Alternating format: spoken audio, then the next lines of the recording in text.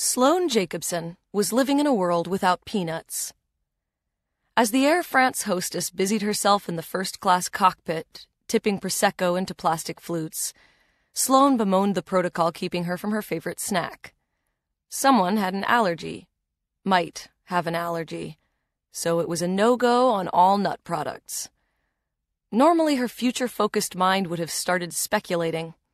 How would the normalization of food sensitivities impact consumer habits in the coming years? But instead, she just felt saddened that the current state of geopolitics expected people's worst. Someone might also use their wine glass to puncture the pilot's jugular, so airlines had banned all drinkware made of glass, too. The stewardess, not French, Carly read her name tag, served Sloane a drink along with a single slice of cucumber and a mauve wedge of something masquerading as foie gras. Yes, the world was a simpler, kinder place when Sloane could still eat nuts in public. She peered into the confines of the egg-shaped bunker where her companion, Roman, was reading an article in the travel section of a newspaper. The Mediterranean. Is there anywhere safe left to go? Is there? Sloane asked, toeing his heel to get his attention. Is there what?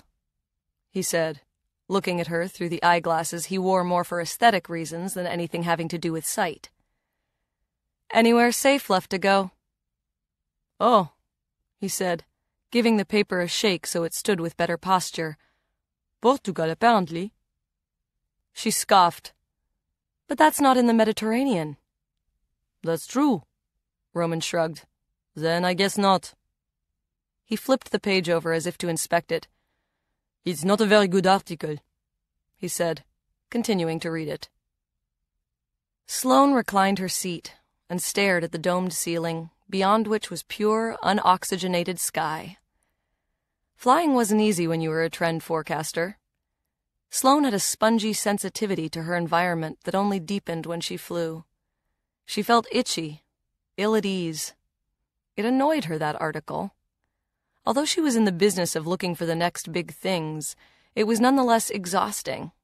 The greed for the undiscovered, the novel, the new. Lisbon wasn't new, of course.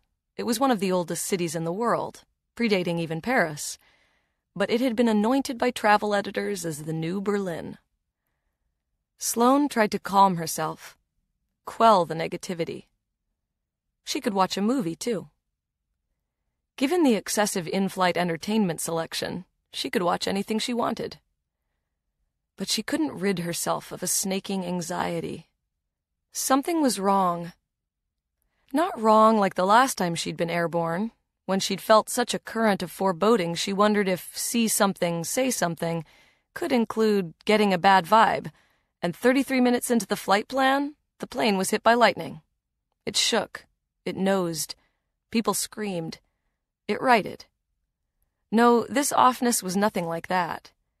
This was internal, a mechanical error inside of her. She needed more vitamins, probably. Vitamin D. Beside her, Roman had given up reading about the travel impacts of the European debt crisis and was scrolling through the airline's film choices, his finger guiding him to new releases. Sloane knew with neon certainty that Roman would pick Pitch Perfect 3. His Americophilism was non-discriminatory. Fleece sportswear, SUVs, Sub-Zero refrigerators, discount superstores, the viralism of American patriotism, flags sprouting up in window boxes and front lawn patches after grim events, pop culture, online culture, he was taken by it all. To someone like Roman, trained to look for signs and signifiers in every experience, romantic comedies held the key to understanding the American way of life. Being inordinately excited about a cappella music was apparently step one.